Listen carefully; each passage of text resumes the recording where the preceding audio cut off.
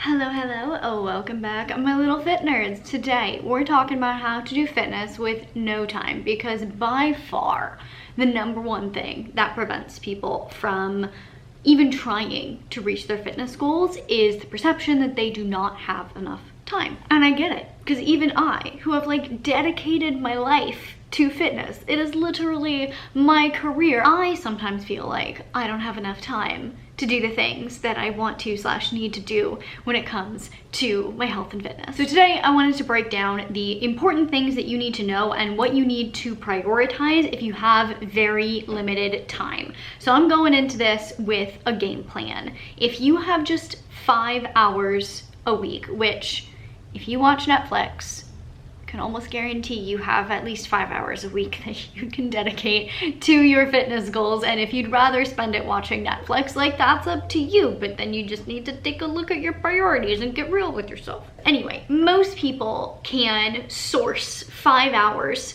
from their week in order to prioritize the goals that are important to them. So I want to break down how to break down those 5 hours and what specifically you should prioritize when it comes to health and fitness things in order to reach your goals with limited time. A couple important points to get us started. #1 is that you're going to need to be realistic about your goals. To a certain extent, the more time you can dedicate to health and fitness, the faster you will reach your goals. That is not always the case, especially because your rate of weight loss should be pretty consistent no matter how much time you're actually dedicating. But if you are doing bare minimum, you probably won't get results as fast as if you were able to put in a couple more hours a week. And so just from the outset, be okay with taking your time getting to your goals, right? If you're trying to learn something, you're also not going to learn the thing as fast if you have limited time to dedicate to learning the thing.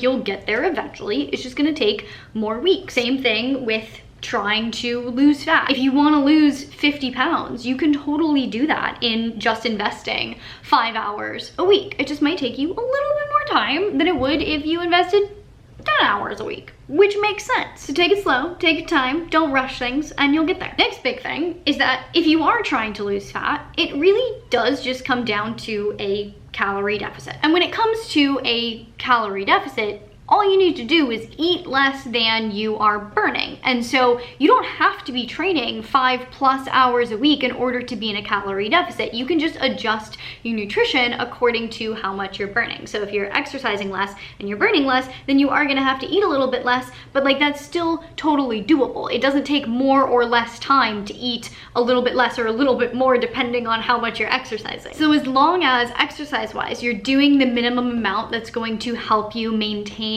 muscle in a calorie deficit so that you mostly lose fat instead of losing muscle and fat, you're good. I think people really do get so caught up in the mindset of if they want to lose fat, they have to be in the gym an hour a day. But that's really not the case. As long as you're doing the minimum that you need to do, you're going to get results. And it doesn't take more or less time to eat at a calorie deficit of 1,800 calories versus 2,100 calories. So basically, you've got this. Last important point, helpful tip thing, is that when you are crunched for time, habit stacking, so helpful. The more you can do simultaneously, the more time you're gonna save. Multitask. And I'm gonna touch on some of the habits that you can stack within these 5 hours per week to help you on your fitness journey. But if there's anything else that I don't touch on that you think you need to be adding into your journey in order to make the progress that you want, because maybe you're working on some specific health issues or something like that and you need time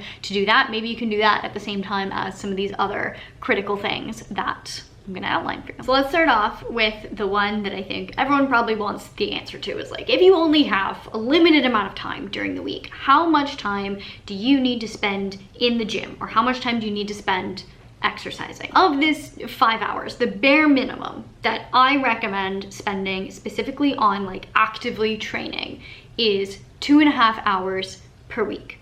And you can divide this up kind of however you want. You could do 5 30-minute workouts throughout the week. That's my personal favorite way of doing it. Even if I am limited on time, or if I'm just in an era of my life where I don't want to put as much time into training, I prefer to do more shorter workouts rather than a couple longer workouts, just because for me, I can get more into a rhythm, I build up momentum, I get it into my routine, and I can be a lot more consistent. But if that doesn't work for you, you could do 4 37-minute workouts. You could do 4 35-minute workouts that are based around resistance training, and then you could do like 1 10-minute HIIT session. Or you could do 2 full body strength training sessions a week and then half an hour of cardio. Divide it up however you want. The point is 2.5 hours is the minimum amount of time you should be spending actively exercising if you are trying to reach a health or fitness goal. Now, I have made multiple videos on how to kind of optimize your time working out if you don't have a lot of time. So I'll link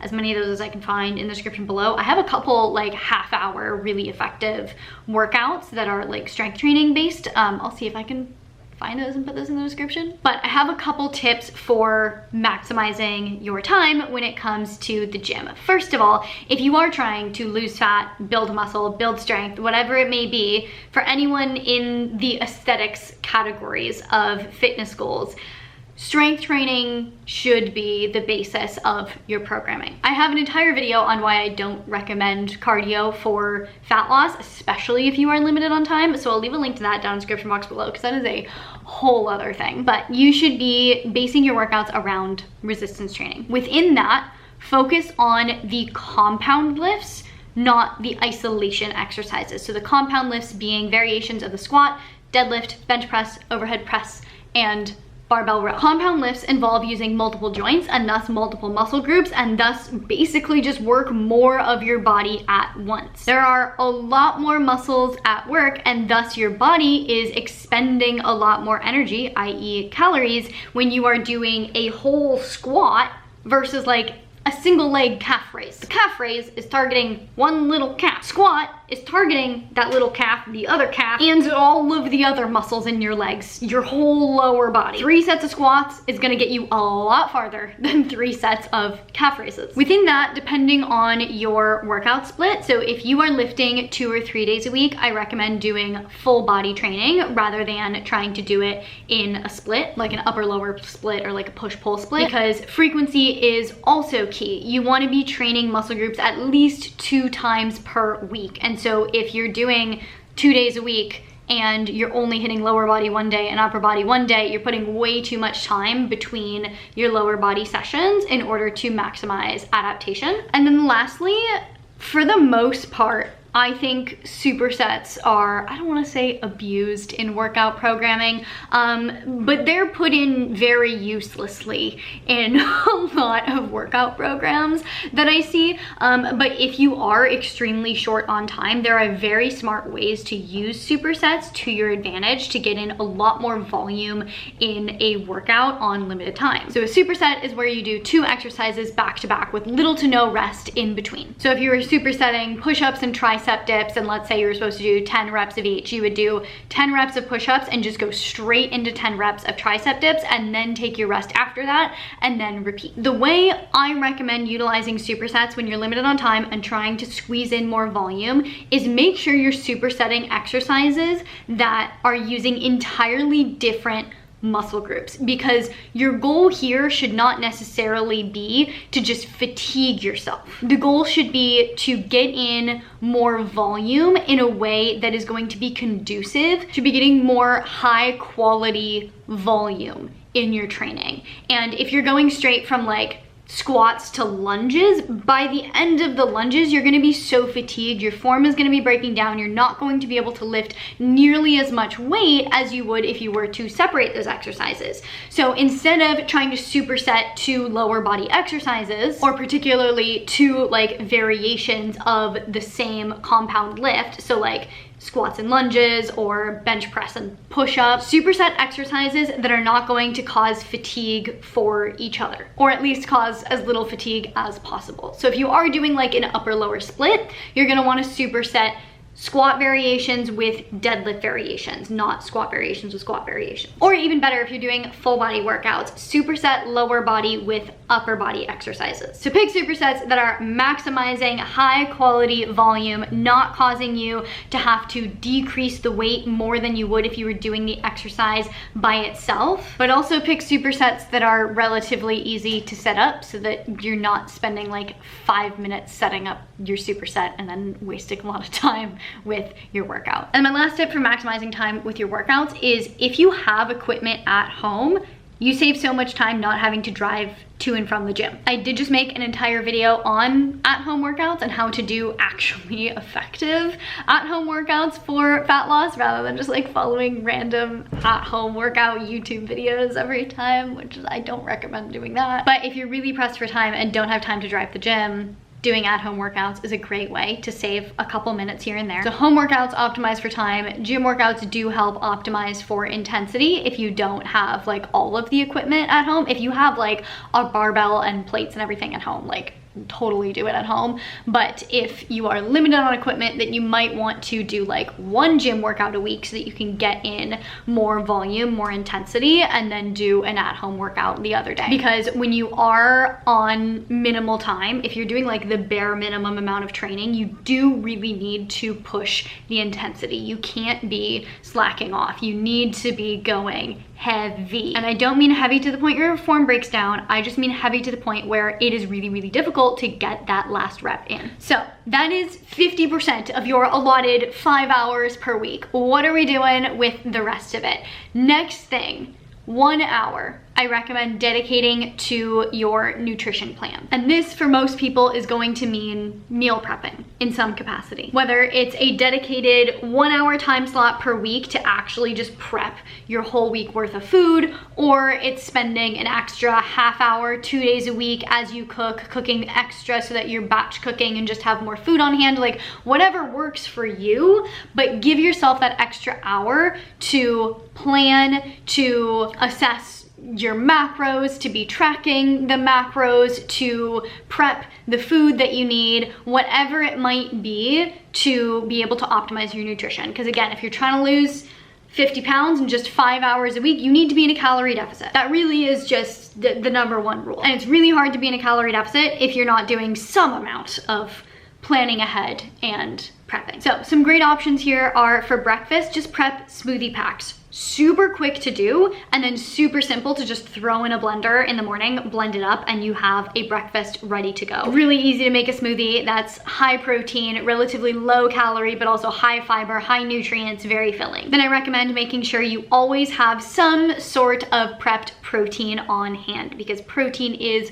so key when you have aesthetic goals. I have videos on protein. I'll also link those in the description box below. But hitting your protein goals can be really challenging if you aren't planning ahead and prepping protein. So one of my personal favorite ways to prep protein is just slow cooker shredded chicken. You just take the chicken, you throw it in a slow cooker with like, you can literally just do water, salt, and pepper. I'd maybe throw in some like spices and seasonings in there to just add a little spice. But do what you want. Throw it in, turn it on. 8 hours later, you have delicious, amazing cooked chicken. Like, I can't tell you, like, I see so many meal prep recipes and so many people like online that meal prep, and just the dry, sad grilled chicken, just, I could never. Especially like reheated 4 days later.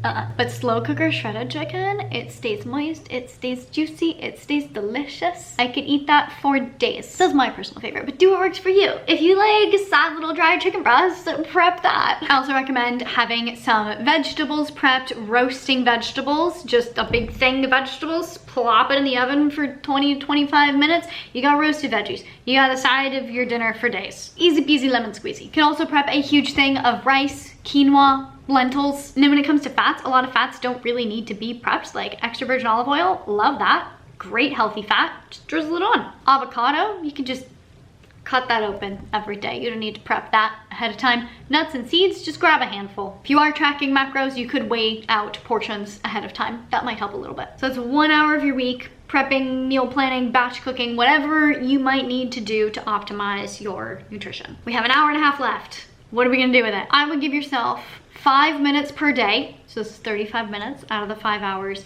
to focus on stress management.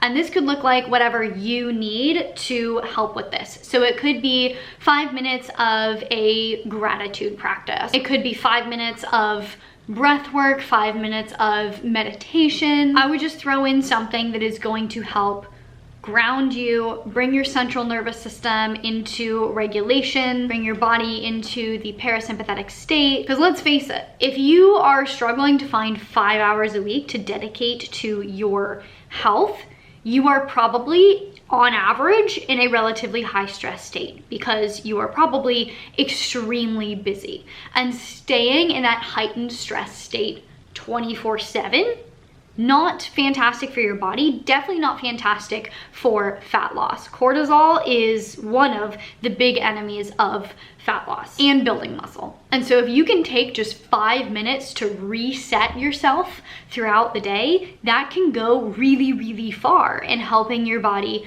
re-regulate, calm down, and get into a state that is going to be better for fat loss, building muscle, etc. And you can even break up this 5 minutes into like 3 smaller chunks. This is something that I currently do. Is I have 3 alarms set on my phone, one for noon, one for 3, and one for 6. And when the alarm goes off, I literally take like 30 seconds to a minute and just do box breathing. Like whatever I'm doing, I'll just stop, take a second, like tune into my body, breathe, re-regulate my central nervous system, and then go about my day. And so I probably spend 3 minutes tops on this during the day, but I have those 3 distinct breaks that help get me out of that like constant, like, you know, when you're like always stressed, you got this going on in your brain and it's just a lot to deal with. So to pull yourself out of that, re-regulate, and then get back in does wonders for your health, physical and mental. And I mentioned habit stacking earlier. This is a great habit to stack with your bedtime routine because when it comes to sleep optimization, having a bedtime routine is really, really helpful in essentially just training your brain that like when you do a shower plus your gratitude practice plus brush your teeth, like that's when you're gonna go to bed. And so your body gets used to that and it's like Pavlov's dog. Your body's gonna be like, okay, we did the things, it's time to sleep. And so your body's actually gonna start producing the melatonin that it needs to get into deep sleep before you've actually gotten into bed because it knows what's coming. So if you can incorporate this stress management practice into your bedtime routine, you are now also helping optimize your sleep. Okay, we have 55 minutes left of this 5 hours a week. I have a strong recommendation for what to do with this time, but also a side note to it. Let's start with a strong recommendation.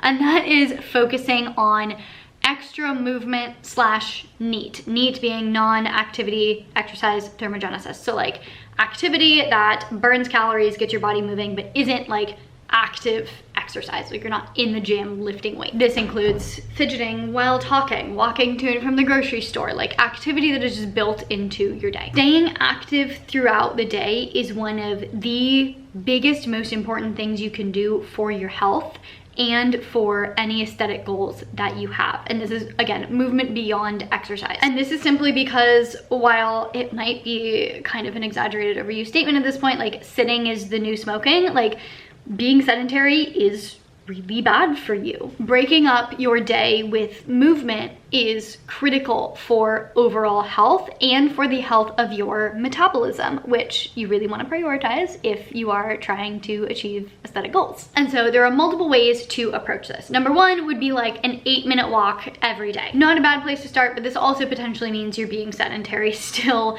most of the day. So this depends really on like your work schedule. You know, maybe you're very active at work, you're on your feet all the time, in which case this might be something that you don't need to prioritize that much. But if you are someone who is relatively sedentary, this is going to be a huge needle mover. The way I would recommend incorporating this, if possible, is take 3 times throughout the day and get in like 3 minutes of movement. So again, you could set alarms on your phone for 12, 3, and 6, or whatever is helpful for you. And when that alarm goes off, get up and just do something. Could be air squats, little lunges, push-ups on your desk, like something to engage your body, get your blood flowing, get your heart pumping a little bit more. It could just be taking laps like around the inside of your office. Like, I don't know where you work, but I'm sure you can figure out some way to move for just a couple minutes. And if you are a relatively sedentary person, the more of this you can do, the better. So if you do have a little bit more than 5 hours you can dedicate per week, if you're not hitting approximately 10,000 steps a day, like,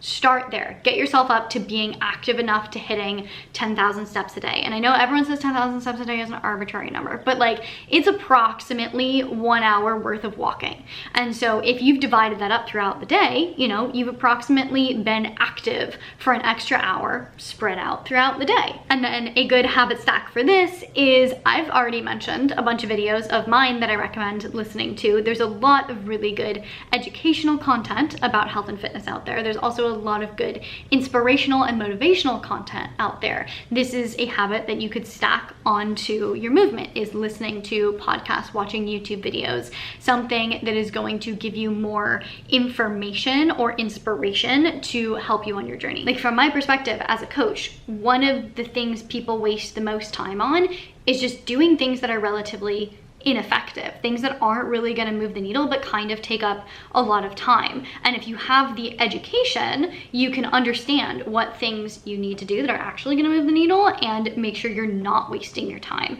And so that's where this habit stack comes in handy, is really learning where to prioritize your time. So the caveat here, or like the other thing that you can do with this 55 minutes, is if there's something that you know that you need on your journey, take these 55 minutes for this week and dedicate it to that, whatever it might be. Like, if you need a little bit of extra time with nutrition, or if, you know, you think working with a therapist would be really helpful for you to work through your perfectionistic issues and seeing everything as black and white and feeling like a failure if you go off the rails when you're on a diet. Honestly, most people should probably be in therapy, so maybe actually use these 55 minutes for therapy, but NEAT is also really important. So like, you know you best, but like, it really comes down to you and your body and what you need and what is going to be a bigger needle mover for you. Like, if you are very sedentary, adding in regular movement throughout the day is going to be huge.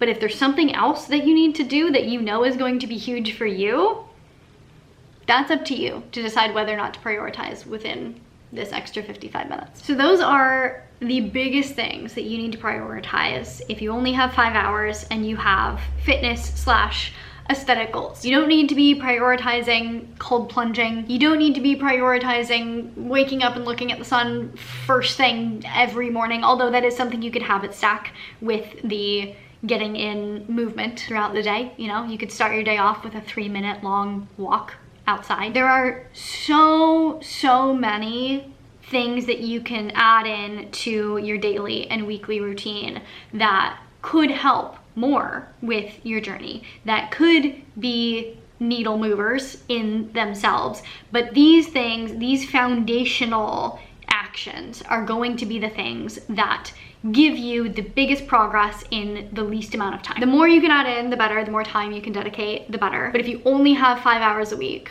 it is absolutely doable to reach your goals. And this is how I recommend doing it. That's really all I got for you. Hopefully this was helpful. If you do have questions, comments, thoughts, concerns, leave them down in the comments below. And if you do want more help on your fat loss journey, if you want more of that delicious informational content that is going to help you not waste your time and really optimize any limited time that you do have, highly recommend my course, Fat Loss 101. It will give you every single thing that you need to know in order to reach your goals. And with the coaching aspect, I will be there with you to help you through every step of the way. I can help you optimize within the time frame that you have available. So you can check that out at fatloss101.com. And in the meantime, if you like the video, please give it a big thumbs up. It really does support me and my channel. I really genuinely appreciate it. Please share this video with your friends, your family, your gym buddies. If you want to see more content from me all about health and fitness, you can check it out over here. To see future videos, make sure you hit that subscribe button, hit the little notification bell so you can notify when I post a video, and I will see you